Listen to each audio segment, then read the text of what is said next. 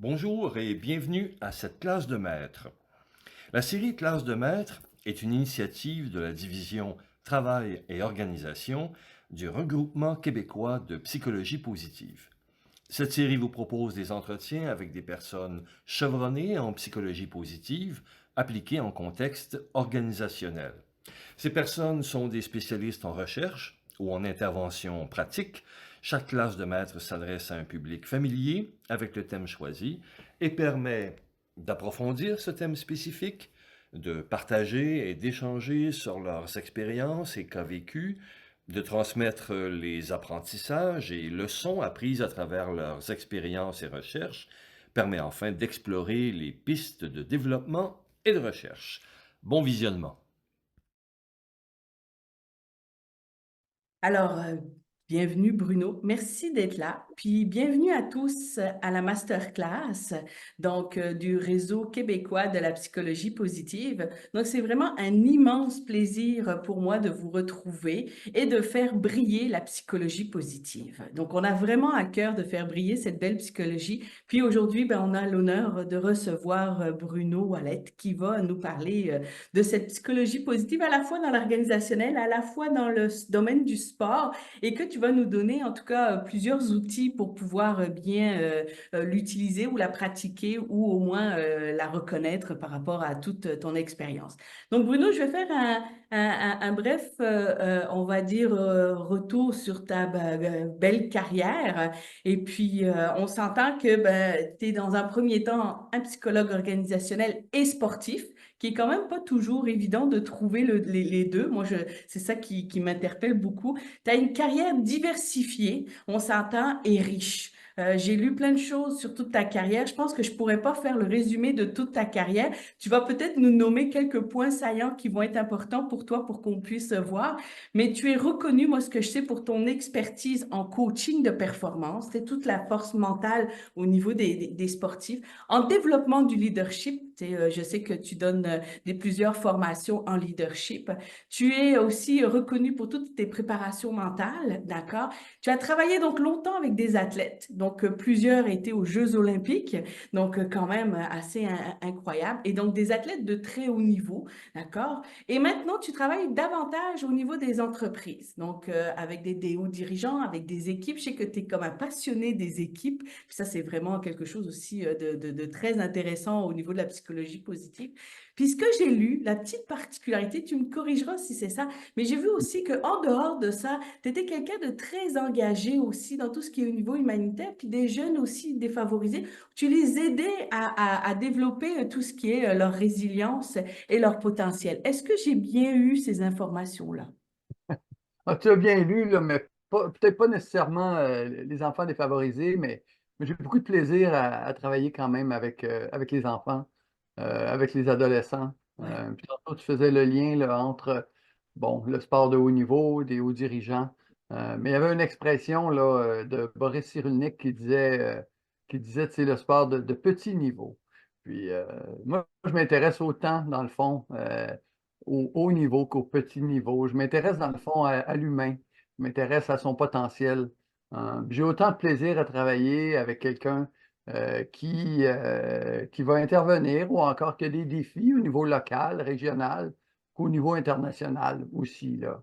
Pour moi, la valeur, elle est beaucoup plus dans le lien que j'établis avec les personnes que le niveau qu'ils ont atteint, là. Peut-être plus jeune, j'étais un peu plus ambitieux, mais avec le temps, j'ai gagné un petit peu en perspective, là, puis je me dis, ah, si j'avais à contribuer, ben, l'idée, c'est de contribuer auprès de personnes qui ont des défis à relever, puis de les aider, là. Donc là, tu peux voir déjà là, le lien avec la psychologie positive, là, parce que j'aborde beaucoup mes interventions avec cette notion-là, là, si on veut, là, de défi. Et ça, peu importe le domaine, là. Mais tu as fait un bon résumé, Ben un bon écoute, résumé de mon parcours, là. à moins qu'il y ait des choses que tu voudrais nous rajouter par rapport à ton parcours que tu juges pertinent de nous le mentionner. Ouais. Ben, je pense à la base, là, tu sais, moi, je viens d'une grosse famille, grosse, donc on était 8 enfants, je suis le dernier. Et, Mais j'ai été élevé dehors à faire du sport. Donc, le sport a toujours fait partie de ma vie. Donc, c'est clair que ça, c'est une passion, là. Puis mes expériences les plus significatives, plus jeune, étaient dans le milieu sportif, compétitif. Même, je pense que c'est ça qui m'a gardé à l'école, heureusement. Heureusement. Puis ensuite, ben, j'ai vraiment combiné le sport, la psychologie du travail. Puis c'est ce qui fait un peu là, que, tu sais, autant j'ai travaillé dans plusieurs domaines, mais c'est un peu éparpillé, là, peut-être parce que j'ai un déficit d'attention là, non diagnostiqué. Euh, Tu donc, t'es je suis quelqu'un avec beaucoup auto-diagnostiqué. d'énergie. Comment? Tu t'es auto-diagnostiqué. Ben, je pense que oui, là, mais je vais pas aller voir le neuropsy pour faire le diagnostic, là, mais je suis bien conscient de ça. Mais ce qui m'emmène finalement à m'intéresser à beaucoup de choses. Euh, Puis, je suis quelqu'un qui nécessairement là, est passionné, est engagé. Donc, quand j'embarque dans quelque chose, j'aime les nouveaux défis, j'aime la nouveauté, je suis curieux. Donc, ça m'a emmené dans plein de choses intéressante, tant d'un point de vue de l'intervention individuelle que de l'intervention en groupe, dans le milieu sportif, dans le milieu organisationnel. Puis là, maintenant, ben, j'intègre là, haut niveau, petit niveau, peu importe. Là. J'aime juste le fait de pouvoir aider quelqu'un ou une équipe à se développer, à s'améliorer. Là. Mm. Justement, j'aimerais ça que tu nous parles un peu de toi, puis de ton parcours, puis surtout de ce parcours, puis de toi. Qu'est-ce qui t'a amené à t'intéresser à la psychologie positive à travers les années, tu sais? Ouais. À quel moment c'est arrivé, là? Tu sais? Mhm. Ouais. Ben, je pense que c'est arrivé dès l'université, là. OK. À l'université, mais clairement, il n'y avait pas de formation Mhm. qui s'intitulait la psychologie positive, là, mais je suis quand même issu là, du courant humaniste de l'école de Sherbrooke, là, OK. avec mes mentors, là, Yves Saint-Arnaud, puis Maurice Payette, et plusieurs autres aussi, là. Mais eux, dans le fond, m'ont enseigné, si on veut, une certaine vision du monde, là à travers tu sais, des pionniers comme Carl Rogers, Abraham Maslow, Mhm. Edward Deci. Puis c'est ce qui, dans le fond, m'a ouvert un petit peu à cette perspective-là. Puis, par curiosité, j'étais très intéressé aussi par la psychologie sportive. Puis, j'ai découvert plusieurs écrits dans des domaines autres que la psychologie, si on veut, formelle, là. Mais dans le domaine plus de la préparation mentale. Puis particulièrement un bonhomme là, qui est décédé aujourd'hui, là, mais qui s'appelle Terry Orlick, qui avait écrit là, un des livres là, de base là, en psychologie sportive qui s'appelait là, In Pursuit of Excellence. Euh, Puis il y a eu 5 éditions. Puis même aujourd'hui encore, là, c'est un livre de référence là, pour toute personne qui s'intéresse à la psychologie sportive, mais les liens peuvent se faire là, dans tous les domaines aussi. Là. Mais ça, donc là, on est vraiment au début de la vingtaine, hein, lorsque je me suis intéressé à ça. Puis la psychologie sportive, à ce moment-là, était un domaine où il n'y avait pas vraiment d'emploi. Ah oui, Donc, je me OK. suis impliqué bénévolement, toujours au début, là. C'était vraiment par intérêt, par passion. Euh, Puis, ultimement, ben, j'ai développé cette expertise-là. Puis, je l'ai combinée avec ce que j'avais appris pour intervenir auprès des organisations, auprès des équipes, là. Dans le fond, qui était beaucoup plus ma formation universitaire, là. Donc, c'est un petit peu comme ça que ça s'est passé. Puis, tu sais, je fais des liens un petit peu avec l'école, mais je suis quelqu'un qui, donc de nature, hein, si on faisait le bilan de mes forces, hein, parce que je l'ai fait plusieurs fois, là, mais ce qui ressort toujours en haut de la liste, là, tu sais, c'est la curiosité, c'est un amour de l'apprentissage, c'est l'énergie. Donc, si on prend ces 3 forces-là, ben, dans le fond, tu sais, c'est comme c'est une rivière sans fin, ça, là. Il y a du courant tout le temps, ce qui veut dire que je dis toujours à mes clients que j'apprends plus aujourd'hui que j'ai jamais appris. J'étudie plus aujourd'hui que j'ai jamais étudié. Je lis plus aujourd'hui que j'ai jamais lu. Euh, Puis ça se traduit comment? Mais par possiblement puis ma conjointe pourra en témoigner là, par la centaine de livres qui rentrent dans la maison là, à tous les ans. Puis il y a Oui, je vraiment sais d'ailleurs, ah, Chaque Il y a fin vraiment ça. d'année, tu fais le bilan. Je te vois, chaque fin d'année, tu fais les bilans je crois, top 5 ou top 10 livres que tu as le plus aimé de l'année. Ah, Je m'en mais inspire, je m'en inspire. en tout cas, mais c'est un peu là que je vais chercher l'inspiration Ouais, aussi. J'aime ça dire à mes clients, tu sais, on est 8 milliards sur la planète, là. ouais. Donc, des idées, là, il y en a tellement. Puis, si on fait le lien avec l'excellence, je lui dis aussi toujours, tu sais, je ne serai jamais le meilleur de rien. Parce qu'il y Ah, a c'est bon clairement ça. des gens, tu sais, qui ont des idées. Puis, en toute humilité, il faut aller les chercher, il faut se familiariser. Puis, mon rôle professionnel, mais ça a toujours été ça. C'est de faire le pont entre la science, la théorie, la pratique. Parce que, ultimement, tu sais, dans ma mission, le but, tu sais, c'est juste d'aider.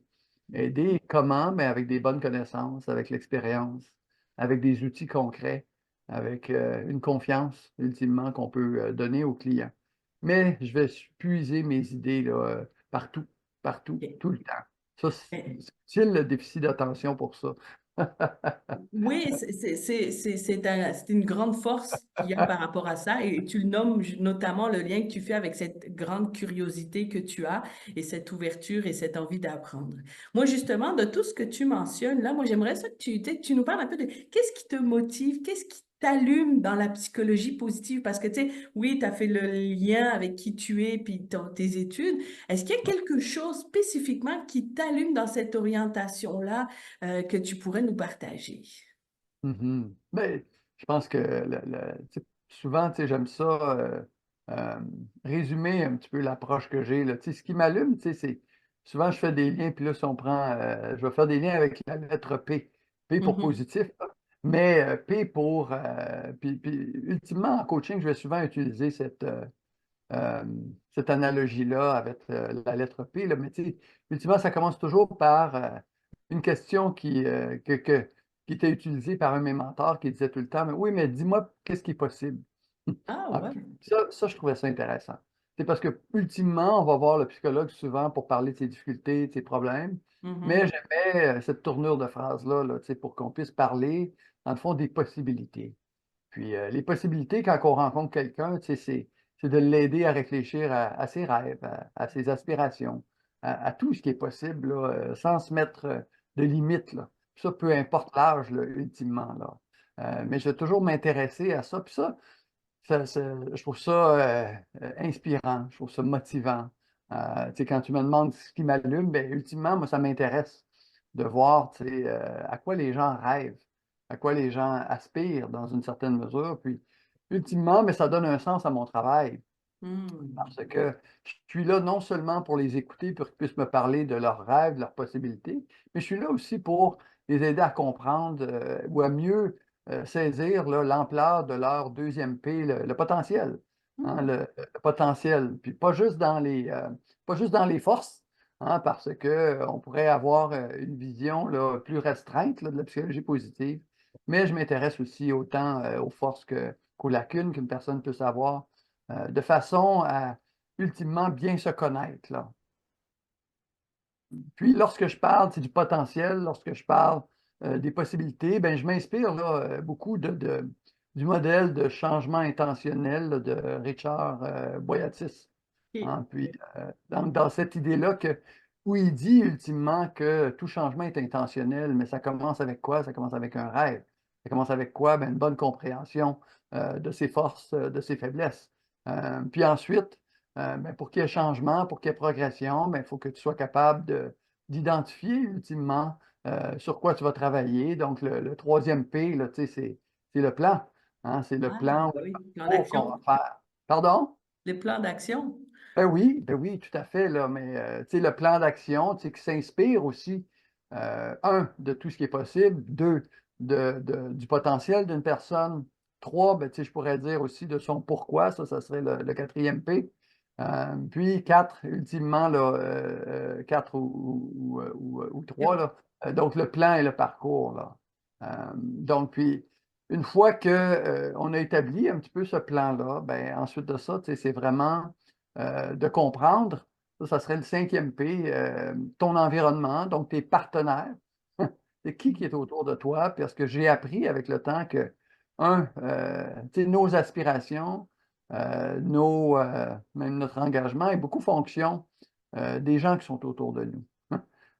Puis des attentes que les gens ont de nous, de leurs croyances envers ce qu'on est capable de faire, là. Puis ultimement, moi, c'est un petit peu ça mon domaine. Tantôt, tu faisais le lien avec le coaching de performance, là, mais ultimement, moi, je m'intéresse non seulement aux aspirations, au potentiel, au pourquoi d'une personne, mais je m'intéresse aussi à son environnement, de façon à aider la personne à prendre conscience de comment les gens autour de cette personne-là peuvent agir soit comme levier positif ou encore comme frein à leurs aspirations aussi. Ouais, c'est comme Euh, l'individu dans un environnement dont ah tu... oui, tout à fait, là. Ouais. Parce que notre humeur, on connaît bien l'idée là, qu'on va souvent dire là, euh, que les émotions, c'est contagieux. Mhm. Donc, notre Ouais. humeur, nos aspirations, nos croyances sont très influencées par les personnes à qui on parle quotidiennement, régulièrement. Donc, c'est bon de prendre conscience de ça. Puis une fois que tu as fait un petit peu ce bilan-là, là, ben, tu embarques là, dans ce que j'appelle le 6e P, le processus. OK. Le processus, donc le processus, c'est ce que tu fais quotidiennement. Le processus, c'est le 7e P, c'est la performance. Hein. Ultimement, c'est ce que tu fais quotidiennement, là. Donc, dans le processus, il y a toujours des différentes étapes. Il y a toujours, le matin, quand on se lève, ben, c'est la préparation. Hein, c'est le rituel du matin. Ensuite, il y a vraiment l'exécution ou la performance. Puis ensuite, ben, il y a clairement, si tu veux progresser, ce qu'on appelle, moi j'appelle ça ultimement le post-mortem. Hein. Donc, c'est toutes des P, comme tu peux voir. Là, je m'amuse là, énormément en te Ouais. disant ça. Là. Puis pour ceux qui écoutent la classe, là, ils vont prendre des notes là, parce que c'est toutes des P. Là. J'ai vraiment sorti le dictionnaire pour Ah ouais. regarder. Ben, tu pourrais faire le dictionnaire des P, là, parce que là, je les ai retenus, puis je te dirais, ben, je sais que je vais les renommer parce qu'ils sont super intéressants. Tu sais. Donc, le possible, qui est le champ des possibles pour moi, peut-être que tu Oui, as nommé. Le potentiel, qui est tout, qui a été comme par exemple ton changement. Tu as nommé oui, le plan, qui est important de prendre un plan où on se pose la oui, question pourquoi, puis tout ça, donc un P. Tu as le parcours, donc où tu as nommé le parcours où tu es arrivé, puis dans les partenaires aussi, un autre P oui, nommé, hein, que j'ai beaucoup aimé. Le processus, donc que tu nommes aussi, donc tu sais, qu'est-ce que tu fais qui va t'amener à être performant. Tu as oui. nommé post-mortem, mais ce que j'ai vu de toi, puis je sais que tu nommes aussi pré-mortem aussi. Un autre P que Ah j'avais oui, ah oui, nommé oui. de toi, que je sais que j'ai retenu de toi, puis je sais que tu l'avais nommé pendant la pandémie. Moi, c'est à ce moment-là qui m'avait interpellé ton pré-mortem, qui est intéressant, que j'ai rarement entendu ça, le pré-mortem, là, tu sais.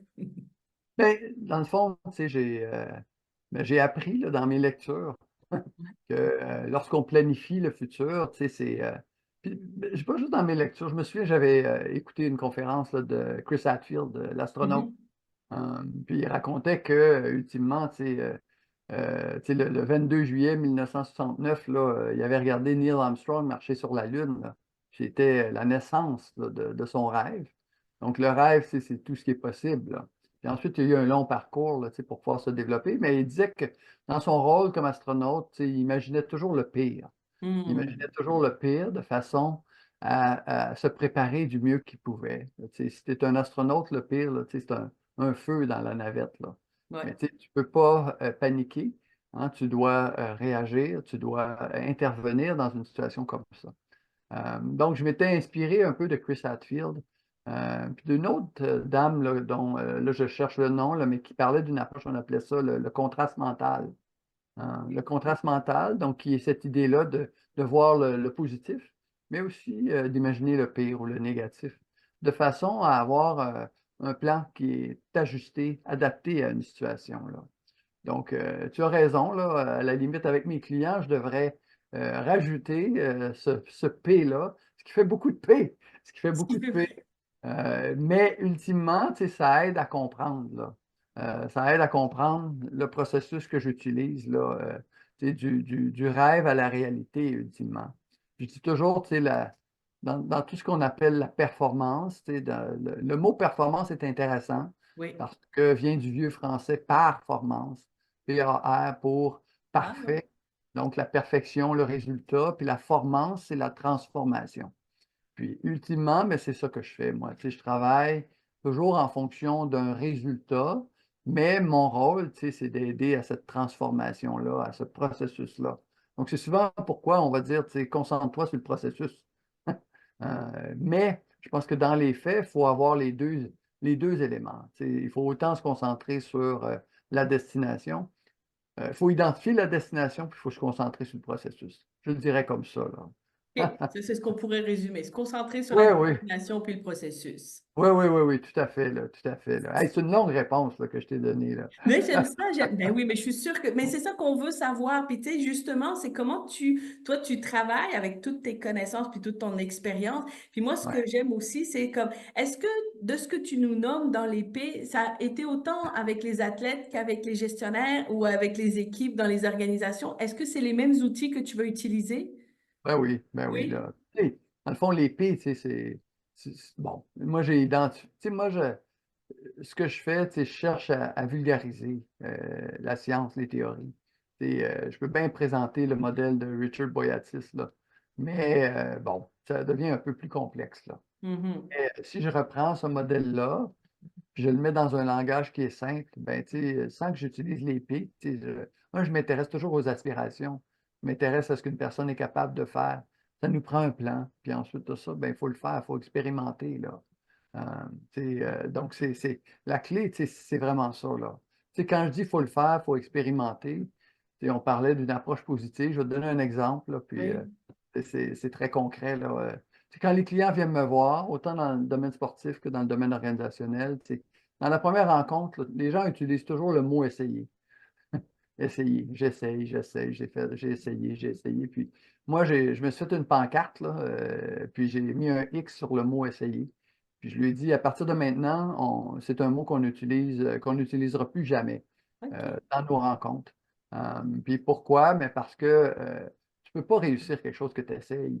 Essayer, c'est de ne pas y croire. Essayer, c'est de ne pas avoir confiance. Essayer, tu sais, c'est un terme, tu sais, qui s'éloigne de ce qu'on pourrait appeler le même l'engagement ou la confiance, là.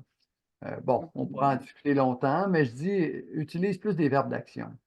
Et entre OK. autres, faire, expérimenter, parler, Mhm. intervenir, mais je ne veux pas que tu essayes, là. Donc, c'est souvent, donc je vais dire le mot essayer, puis je vais dire le mot erreur aussi. Il y a toute une approche où on va dire, ah, tu sais, c'est bien de faire des erreurs, mais ultimement, tu sais, c'est pas ça l'objectif. Tu sais, l'objectif, c'est pas de faire des erreurs, l'objectif, c'est d'apprendre. Donc, mon approche, je peux souvent le dire, tu sais, on remplace l'expression essai-erreur, qui est une expression commune, par faire et apprendre. Faire, expérimenter, apprendre. Tu sais, parce que apprendre, ultimement, il n'y a pas de limite. Il n'y a aucune limite. Apprendre, c'est beaucoup plus fort tu sais, je dis toujours, tu sais, l'idée, c'est pas, tu peux pas, c'est de se mettre une limite que de viser la perfection. Parce que ultimement, apprendre est beaucoup plus puissant. Parce que apprendre, nécessairement, tu cherches des moyens de t'améliorer. Je pense que lorsque tu as la perfection, ultimement, ben, tu arrêtes de chercher. Puis tu perds l'intérêt, là. Mais bon, ça, c'est des beaux Ça, c'est débats, le là. besoin. Mais c'est super intéressant. Puis, tu sais, on est dans les besoins fondamentaux. L'être humain aime apprendre à la base. Donc, tu sais, si tu Oui, stimules son besoin d'apprentissage, c'est clair. oui, Ce que j'aime ben dans oui. ce que tu mentionnes, puis que tu fais référence, puis ça, tu sais, je le souligne, c'est que le vocabulaire que tu vas employer va jouer sur ta façon de regarder le monde, là, tu sais, on s'entend, là, tu sais. Donc, le vocabulaire crée ta réalité. Et c'est ça là-dessus où tu travailles aussi. Mais toujours, là, tu sais, je prends l'exemple, puis je vais donner un exemple concret, là. Tu sais, j'ai eu une jeune athlète qui est venue me voir hier, là, puis bon, elle fait des attaques, là, des crises de panique. Hein, Mhm. et puis, à chaque fois, elle est allée voir le médecin, puis le médecin, pour l'aider, là, ils ont donné des pilules. Il y a des pilules, là, mais là, on parle vraiment d'une jeune personne de 10 ans, là. Tu sais, puis moi, ça, je trouve ça vraiment incroyable, là. Puis, on a parlé là, pendant un certain temps. J'ai été accompagné de sa mère, là, tu sais, puis, à un moment donné, j'ai dit, moi aussi, je vais te proposer, euh, pas des pilules, mais des petits bonbons. Des petits bonbons. J'ai dit, est-ce que tu aimes les M&M's? Tu sais, puis elle m'a dit, ben oui, j'aime les M&M's, tout ça. J'ai dit, bon, quand tu achètes un sac, qu'est-ce que tu fais? Bon, ben, j'en mange un à la fois, parfait, parfait. J'ai dit, tu es capable de me faire des mots avec M&M? Puis, bon, c'est sûr, sa mère était à côté, elle me dit, maman, j'ai dit, c'est pas ça. Puis, j'ai dit, moi, souvent, tu sais, je vais pas prescrire, mais je vais utiliser cette analogie-là avec les M&M's. Puis, l'expression ou l'exemple que je donne souvent, j'ai dit, moi, quand je me lève le matin ou avant de voir un client, je me dis toujours la même expression, puis je dis toujours, j'ai hâte, j'ai hâte, j'ai hâte. Tu sais, je fais toujours ça dans chacun de mes clients. Pourquoi? Pour me mettre dans un bon état d'esprit, là. C'est donc un esprit positif nécessairement. Puis, lorsque je dis ça, j'ai hâte, j'ai hâte, j'ai hâte, ben, j'appelle ça des mots motivants. Donc, ça, c'est un premier M&M, c'est des mots motivants. Donc, tu peux te dire j'ai hâte, tu peux te dire j'ai du plaisir, tu peux te dire c'est le fun. Puis, mais c'est très puissant, là. Donc, avec la jeune fille, on a dit ça, c'est toutes les M&M jaunes. Puis ensuite, pour les M&M's, puis les mots, ben, j'ai dit, il y a des mots motivants, mais il y a aussi des mots magiques. Des mots magiques. C'est une gymnaste. Donc, elle a besoin de se sentir puissante, elle a besoin de se concentrer. Puis ça, c'est la magie des mots. La magie des mots, c'est lorsque tu te dis ce que tu veux faire. Euh, Puis ton corps va écouter nécessairement ce que tu lui dis, surtout si tu répètes souvent, là. Donc, tu peux utiliser les mots motivants pour te donner de l'énergie, mais tu peux aussi utiliser les mots magiques pour dire à ton corps ce que tu veux, là. Donc, c'est une analogie qui est assez forte là, avec les M&M's. Ben oui. Puis, je ne te surprendrai pas là, pour te dire que j'ai plusieurs autres expressions avec les Les M&M's M. que j'utilise toujours, là. Puis, elle a quitté la rencontre, puis j'ai dit, ben, sa mère était là, puis j'ai dit, ben, assure-toi de demander à ta mère là, d'aller acheter des M&M's, là.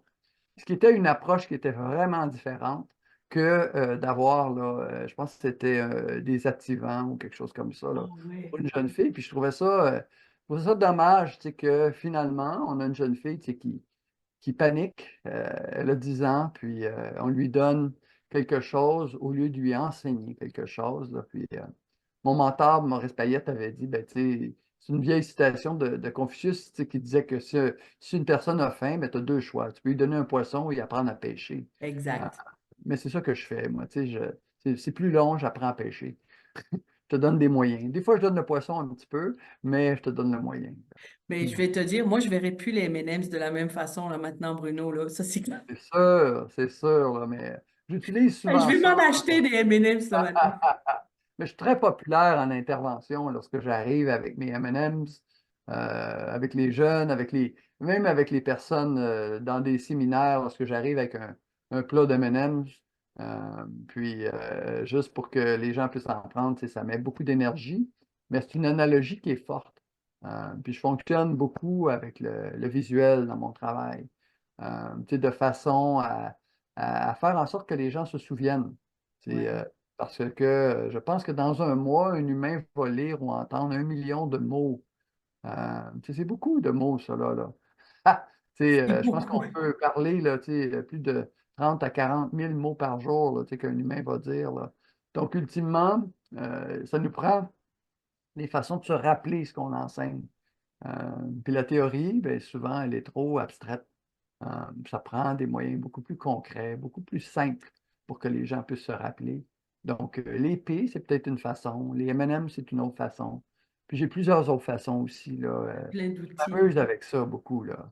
Ben, est-ce qu'il y aurait un projet que, en ce moment qui t'allume puis que tu dis c'est extraordinaire ce sur quoi je suis en train de travailler puis que ça fait vraiment référence au concret, on va dire, de la psychologie positive là, puis qui te stimule davantage? Ah là, mais là, elle t'a mis la barre haute, là, vraiment extraordinaire. Mais, Ben écoute, ouais, mais tu sais, je dirais que ce qui rend euh, ce que je fais intéressant et stimulant, moi, c'est vraiment la variété. Euh, hmm, c'est la variété. Tu sais, moi, je ne suis pas quelqu'un qui aime ça rester assis trop longtemps. Donc, j'ai besoin d'être debout, j'ai besoin de m'asseoir, j'ai besoin d'aller chez mes clients aussi, là. Euh, mais bon, écoute, parce qu'il y a, il y a plusieurs projets là, qui sont sur la table qui sont drôlement intéressants, là. Un, entre autres, où on m'a demandé d'intervenir avec une entreprise là, canadienne que je ne peux pas nommer, qui a l'ambition là, quand même de devenir là, la plus grande et la plus performante entreprise au Canada. Puis on m'a demandé d'intervenir avec l'équipe de direction dans un rôle de coach d'équipe, mais aussi de coach individuel. C'est un projet qui est vraiment stimulant parce que c'est un projet qui va s'étaler là, sur une période possiblement de 12 à 36 mois, Ah ce qui oui. est rare dans mon domaine. Là. Ce qui est rare dans mon domaine, c'est vraiment plus un accompagnement. Je pense que ce serait la première fois vraiment que j'ai ce type de mandat-là avec des entreprises. Là, j'ai souvent eu ces mandats-là dans le milieu sportif avec des équipes Mhm. olympiques. Là. Parce que je suis allé 5 fois aux Jeux avec plusieurs équipes, j'ai travaillé avec 70 sports différents. On a souvent travaillé dans cette perspective-là avec le double ou le triple rôle, là. Celui de coach d'équipe, celui de psychologue sportif, euh, puis celui je cherche le troisième rôle, là, Coach c'est une individuel, combinaison. peut-être? Oui, c'est ça, effectivement, c'est vraiment une combinaison de rôles. Euh, Mhm. il y a toujours cette ouverture-là. Je dirais que ça, c'est un projet qui m'inspire beaucoup parce que je vais devoir m'appuyer là, sur mes expériences, mon expertise dans plusieurs domaines. Puis les J'avoue qu'il y a clients une sont similitude, hein? intéressés. Ouais. Oui, mais les clients, souvent, puis je me suis rendu compte de ça avec le temps, les clients sont intéressés au fait que je sois intervenu dans plusieurs milieux. Oui. Puis aujourd'hui, je pense que j'arrive un petit peu mieux à intégrer cela. Autant le côté sportif que le côté organisationnel. Puis les clients aiment ce double volet parce que, bon, il y a peu de personnes qui offrent cette approche-là. Elle est un petit peu Mhm. unique en soi. Il y en a quelques personnes, là. Mais les employés, souvent, dans le milieu organisationnel, sont capables de bien comprendre les analogies sportives. Euh, Puis, c'est un langage qui est simple, que les gens apprécient. Euh, donc, souvent, avec le groupe d'employés, ce type d'analogie-là fonctionne bien. Euh, L'expérience terrain donne beaucoup de crédibilité à mes interventions. Mhm. Puis, ultimement, cette crédibilité-là, ben, je m'en sers pour donner confiance. Est-ce que tu vois, puis tu sais, je veux dire, tu as vu l'évolution certainement de ton accompagnement des athlètes, de voir que ça fonctionne, tu sais, donc tes outils. Puis tu sais, moi je dis, là, tu parles de comité de direction ou autre, tu sais, pour moi, ça serait comme des athlètes, on va dire, corporatifs. Le mot est peut-être pas beau, là, mais tu sais, c'est pour mentionner cet aspect-là, parce que c'est pratiquement l'équivalent d'athlètes de haut niveau, là, qu'ils sont. Puis est-ce que le fait d'avoir utilisé ça avec des athlètes de haut niveau, eux, ben, justement, ce vocabulaire-là leur parle, les outils que tu utilises leur parlent justement par rapport à toutes leurs performances qu'ils doivent avoir ou peut-être obtenir ou atteindre. Oui, il y a certainement des éléments tu sais, qui sont communs, là. Ouais. Il y a des modèles que je transfère, là. C'est une des choses que j'utilise beaucoup dans le milieu sportif, mais que j'utilise aussi beaucoup en coaching, en milieu organisationnel, tu sais, c'est mes cerceaux. C'est- Ah, Puis pourquoi? Mais parce que tu sais, j'ai étudié longtemps tu sais, les facteurs qui vont influencer le plus la performance, là. Puis un de ces facteurs-là, ben, c'est la concentration. Et c'est cette capacité-là à entrer dans le cerceau. Donc, c'est ce que j'appelle entrer dans le cerceau. Être concentré sur quoi? Mais sur ce que tu fais ici maintenant. Moins hmm. sur ce que tu as fait avant. Là, on est dans le passé. Là, tu divises ton attention. Moins sur le résultat, parce qu'encore une fois, tu divises ton attention. Mais une performance pure, c'est ultimement s'inscrit dans le moment présent, là. Donc, c'est cette capacité-là à entrer dans le cerceau. Puis, la même analogie, ben, je vais expliquer tantôt, tu sais, je t'ai parlé du processus. Mhm. Il y a vraiment 4 étapes là, à ce processus-là. C'est dans chaque geste qu'on pose, dans chaque performance au quotidien. Puis ça, je peux le faire autant avec un gestionnaire qu'un athlète, là. Et c'est avant une rencontre avec ton équipe de direction, ben, il faut que tu te prépares. Ça, c'est le premier P, là. Puis un des outils essentiels pour se préparer, si je fais l'analogie avec le sport, mais tu sais, c'est un rituel. Tu sais, c'est des routines. Tu sais, c'est une façon, c'est une série d'étapes qu'on utilise pour se préparer. Se préparer pourquoi? Pour le deuxième P, qui est la performance. Et la performance, c'est dans une rencontre, c'est le déroulement de la rencontre. Pour un athlète, ben, c'est un 100 mètres, c'est un 200 mètres, c'est une routine en gymnastique, peu importe, là.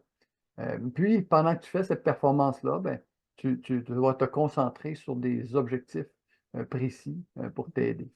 Puis après la performance qui t'aide, ben, c'est ce qu'on appelle le post-mortem. Qu'est-ce qui a bien été? Qu'est-ce qui a moins bien été? Qu'est-ce que tu vas faire la prochaine fois? Une fois que tu as identifié ça, parce que le génie humain est vraiment dans... Tu apprends dans la mesure où tu fais des... Tu ne peux pas juste apprendre dans l'action, tu apprends après l'action, en Mhm. réfléchissant à ce que tu as fait. Puis le quatrième P, ben, c'est la pause. La pause, c'est qui est ce Ouais. moment-là de récupération. Donc, une journée humaine est composée de plusieurs petits processus comme ça. Préparation, performance, post-mortem, pause. Préparation, performance, post-mortem, pause. C'est vrai pour un dirigeant, c'est vrai pour un athlète, c'est vrai pour nous. C'est vrai pour tout le monde, dans le fond. Là, Hey, là je suis convaincant, hein? Mais je trouve ça très intéressant. Puis moi, faisant des interventions en organisation aussi, c'est le pause que moi, je trouve des fois qui a le plus d'enjeux. Je ne sais pas si toi, tu le vois, mais tu sais, c'est un des plus Ah gros oui. enjeux. Les sportifs l'intègrent dans leur quotidien ou dans leur processus. Mais ce que je vois au niveau organisationnel, c'est souvent le pause. Alors, je ne sais pas si toi, tu as ce même enjeu-là. Ben oui, là, on Ou tu le l'a. rencontres? Ouais. Et puis même dans le milieu organisationnel, là, il y a des études qui ont été faites intéressantes, là, tu sais. Un des Mhm. concepts qu'on entend beaucoup au niveau organisationnel présentement, là, tu sais, c'est la sécurité psychologique, là, Ouais. les travaux là, de Amy Edmonston. Ouais. Puis c'est intéressant là, comme travaux, là, effectivement. Puis on va intervenir à ce niveau-là pour créer un environnement où les gens se sentent à l'aise là, pour donner leur opinion, puis susciter l'innovation. Mais ils ont fait des recherches intéressantes où ils ont combiné des indicateurs physiologiques comme la qualité du sommeil, comme la fréquence cardiaque, comme la variabilité de la fréquence cardiaque. Puis, ils ont étudié les équipes de ces gestionnaires-là au niveau de la sécurité psychologique selon la qualité de la récupération du gestionnaire. Ah Puis, ouais. utilisé là, un petit bracelet là, qui s'appelle Whoop. Ça, c'est un bracelet que j'utilise, moi, dans ma vie pour mieux me connaître, mais que beaucoup de mes clients vont utiliser aussi, OK. que je vais leur suggérer d'utiliser. Puis ça, ben, ça compile des données 24 heures sur 24, là. C'est fou, là. C'est fou. Puis, lorsqu'on fait le lien entre, admettons, une bonne nuit de sommeil, un sommeil réparateur, puis l'impact de ton leadership le lendemain, ben, on se rend compte que lorsqu'on dort moins bien, les gens se sentent moins en sécurité, les gens se sentent plus tendus, puis que ultimement, tu n'exerces pas ton leadership de la même façon, selon le niveau de récupération. Donc, j'ai beau l'enseigner, j'ai beau le dire, c'est difficile. C'est difficile à apporter certains changements dans notre vie, là. Je le sais moi-même parce que j'ai plein de défis sur les choses que j'aimerais mieux faire, mais je le sais aussi de par les interventions que je fais auprès de mes clients, là. Mais c'est nous, les psychologues, là, on est forts pour dire oui, oui, la récupération, là, bah oui, tu sais, c'est. Mais bon, tu sais, mon mentor avait toujours dit, là, tu sais, il y a, il y a, il y a toujours un écart entre ce que tu penses que tu es puis ce que tu es vraiment. Donc, il y a toujours un Exact. écart entre tes idées puis tes actions. Euh, puis ça, c'est le grand conflit là, que je cherche à résoudre là, depuis au moins 40 ans par rapport à ma propre vie, mais je me rends compte que c'est aussi le défi que mes clients ont.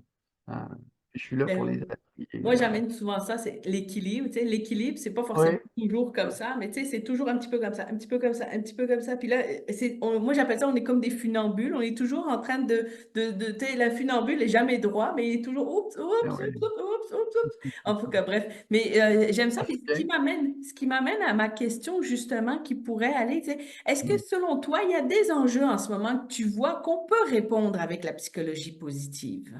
Mm. Parce que c'en est là, mais est-ce qu'il y en a avec d'autres que tu dis, ben oui, on peut répondre avec, plus particulièrement avec la psychologie positive? Ben, tu sais, si je prends un exemple simple, là, mais tu sais, juste, bon, tu sais, moi, j'interviens beaucoup dans le milieu, dans le domaine du stress. Mhm. Puis, bon, puis j'ai étudié énormément là, depuis quelques années là, comment nos croyances influencent euh, Mhm. les impacts de ce qu'on va ressentir dans une certaine mesure, là. Puis, tous les travaux, là, mettons, d'une dame là, comme Sonia Lupien sont intéressants à ce niveau-là parce qu'elle apporte une approche clairement plus positive là, Oui. par rapport à ce phénomène-là. Moi, j'aime beaucoup les travaux de Elia Crum de l'Université Stanford, qui était inspiré aussi beaucoup là, par Carol Dweck. Donc, tout ce qui est mentalité de croissance versus une mentalité fixe. Puis, ultimement, c'est beaucoup l'approche que je prends là, présentement, là, qui est beaucoup cette idée-là de travailler sur les croyances. Hmm. Puis sur, ultimement, notre représentation de différents phénomènes, mais nos représentations du monde, puis de comment le monde fonctionne, là. Je dis souvent à la blague, là, tu sais, puis sans trahir mon âge, là, tu sais, moi je dis toujours, tu sais, il y avait un livre qui a été publié il y a quelques années, tu sais, ça s'appelait 4000 Weeks. Et ça, c'est l'espérance de vie humaine, 4000 semaines. Puis moi, j'ai un fils, tu sais, il y a 13 ans là, maintenant, mais il a peur que je parte beaucoup trop vite là, parce que je l'ai eu, j'avais 47 ans. Là. Puis j'étais toujours le papa le plus vieux là, dans toutes ses classes. Mais beaucoup de ses collègues lui disaient: Oui, mais ton papa, c'est peut-être le plus vieux, mais il a l'air pas mal plus jeune que bien d'autres papas. Là, on s'est entendu là, maintenant que mon objectif à moi, c'est 5000 semaines. Là. Puis, ultimement, la psychologie positive, elle va contribuer comment? Mais elle contribue par rapport aux attentes qu'on va se donner. Ultimement, même cette idée-là de retraite, pour quelqu'un comme moi, c'est pas quelque chose qui existe dans ma tête. Puis lorsque mes clients me demandent c'est quoi mes futurs projets, mais je me dis, ben, moi j'ai un plan de 1000 semaines. Et j'ai un plan de 1000 semaines où je vais rester impliqué, engagé de plusieurs façons parce que j'ai vraiment l'impression d'être à l'apogée de ce que je suis, de ce que je sais, tout en sachant que je vais en apprendre encore beaucoup, là. Mais je pense que mes meilleures contributions sont à venir, là, sont clairement à venir. Mais tu vois, quand je le dis comme ça, c'est clairement une attente. C'est clairement une façon de penser les choses. Et pourquoi? Mais parce que j'ai compris que le cerveau, c'est une machine à prédire, à prédire. Donc, tu prédis ce à quoi tu t'attends. Donc, si tu t'attends que le stress va être négatif, ben, ton cerveau va aussi t'envoyer ou réagir de façon à être conforme à ce à quoi tu t'attends. Mais si tu changes tes attentes, si tu changes tes croyances par rapport à la vieillesse, par rapport à la performance, par rapport au stress, par rapport à plusieurs autres phénomènes, par rapport à ton potentiel, ben, ultimement, tu vas mieux exploiter, dans le fond, la richesse là, de ton potentiel, toujours avec cette idée-là que pour moi, le potentiel, c'est quelque chose, sans que ce soit illimité, c'est quelque chose dont on n'arrivera jamais au bout dans notre vie. Là. C'est impossible d'arriver au bout. Pourquoi? Parce que une des propriétés principales des 100 milliards de neurones qu'on a, c'est leur grande capacité à s'adapter, à apprendre, À connecter. à connecter, parce qu'eux travaillent avec les plus grandes équipes sur la planète. Là, c'est des équipes d'1 milliard de neurones, de 800 millions de neurones. Puis je me dis toujours, c'est fou, là, c'est ce que ces neurones-là peuvent faire. Donc, tout ça est influencé beaucoup par nos attentes, nos croyances. Là. Puis ça, ben, c'est un thème que je travaille beaucoup avec, là, le mot croire. Là. Si je peux me permettre, là, je vais te donner Ouais, vas-y. mon dernier outil, là, parce que tu me dis, ah, je veux des outils concrets, mais je vais t'en donner un, là, très Oui. concret. Parce que je travaille beaucoup avec cette notion-là de croyance. Euh, Puis, je pense qu'effectivement, la psychologie positive peut aider énormément, mais va aider aussi avec des outils concrets. Mhm. Quand j'enseigne tous ces outils-là au niveau du mot croire, ben, tu sais, croire, pour moi, c'est un acronyme, là. Donc, bien sûr. Donc, je travaille autant avec ce que tu crois qu'avec les outils. Donc, le C pour la concentration. Donc, Mhm. c'est vraiment, je vais t'aider à maximiser, si on veut, ta capacité à te concentrer de par différents exercices. Là, moi, j'utilise l'hypnose, j'utilise bon, la méditation, j'utilise plein d'autres Une là, outils conscience, puis tout intéressants. ça, ouais. Effectivement. Ensuite, dans le mot croire, il y a le R, donc c'est la deuxième lettre, c'est les routines. Le rituel du matin. Ouais. Qu'est-ce que tu fais quand tu te lèves? Moi, ça commence toujours par j'ai hâte, j'ai hâte, j'ai hâte. Je sors dehors, je prends 15-20 minutes, puis je vais me centrer. Donc, c'est une façon d'optimiser ce que je peux faire, là. Le haut de croire, c'est les objectifs. Donc là, on est dans les différents types d'objectifs. Ça aussi, c'est un domaine que j'ai étudié énormément. Mais ultimement, il n'y a pas de, il y a pas de, il y a pas de performance où tu ne sais pas où est-ce que tu t'en vas, là. Puis, ce sur quoi tu portes ton attention va influencer beaucoup ton état d'esprit, Ouais. ta capacité à utiliser ton potentiel aussi. Donc, j'enseigne ces outils-là aussi. Puis le I de croire, ben, c'est l'imagerie mentale. C'est tout ce qui est entraînement mental. Là-dessus, j'ai créé là, un petit. Je lui dis tout le temps, il y a 3 façons de le voir. Puis, dans le fond, le programme que j'ai, c'est 10, 20, 30. C'est soit 10 minutes par jour, 20 minutes par jour, 30 minutes par jour. Si tu fais un Olympien, c'est 30 minutes par jour. Et donc, c'est exigeant, cela, là, de trouver 30 minutes par jour pour faire du travail intérieur et Mhm. pour entraîner là, ton mental dans une certaine mesure de différentes façons. Mais ça, je vais être capable de l'expliquer, je vais être capable de l'enseigner. Puis le R, de croire, habituellement, j'enseigne ce qu'on appelle la régulation des émotions. Non, mais là, il y a un ensemble d'autres compétences que je vais enseigner. C'est pour aider quelqu'un à mieux réguler l'état émotionnel parce que, d'un point de vue théorique, d'un point de vue physiologique, l'émotion vient avant la cognition, là. Et ça nous vient Ouais. là, des travaux là, de Joseph Ledoux, là, il y a de ça quand même longtemps. Mais ça, j'ai retenu ça. J'ai retenu ça, là. Puis le dernier, mais c'est de croire, c'est les E pour. Fallait bien que je me trouve quelque chose, là. Les E, j'ai mis un M sur le côté. Donc, M pour M&M's, mais le E, c'est les expressions. Donc, OK. puis l'ensemble de mes interventions est, est rempli là, d'expressions, de façon à enseigner les miennes, puis de façon aussi à aider une personne à trouver ses propres expressions, à utiliser même ce qu'on appelle des affirmations, des phrases simples que tu peux te Oui. répéter, que tu peux te rappeler, qui vont t'aider à déclencher ce qu'il y a de mieux en toi. Ultimement, là, puis là, je te parle de ça, puis je me dis, maudit que ça a l'air le fun, mon travail. Oui, j'ai envie d'embarquer avec toi. Ah, c'est fantastique, là. Je me dis, ça se peut-tu, là? C'est dommage extraordinaire. Non, mais il y a un jeune qui est venu me voir cette semaine, il dit, ah, c'est ça ton travail? Je dis, C'est pas voyons. le fun. Il dit, on est assis, on jase. Il dit, comment ça? Mais j'ai dit, Tu voyons, fais mais pas là, grand-chose finalement. j'ai dit, ben non. J'ai dit, moi, écoute, là, moi, la seule chose que je veux, c'est t'aider, là. J'ai dit, j'ai la plus belle job au monde, là, c'est ça. C'est vrai.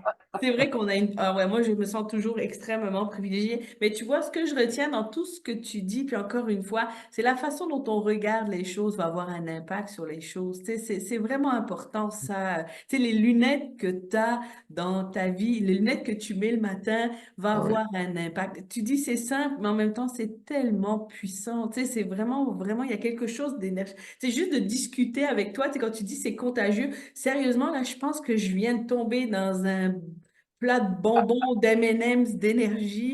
J'aurais le goût de continuer 2 heures avec toi. Mais Ah. non, mais c'est vrai. Donc, tu sais, je veux dire, il y a quelque chose de cet aspect-là, de tous les outils que tu nous as partagés que je trouve vraiment extraordinaire. Alors, moi, pour terminer notre masterclass, j'aimerais que tu nous mentionnes, ça serait quoi l'expression phare que tu pourrais nous dire pour terminer ce masterclass, s'il vous te plaît? Tu sais, je peux pas passer à côté de ça, là. Il y a le mot, l'expression finale, on va dire. Ben, présentement, c'est les Jeux olympiques, là.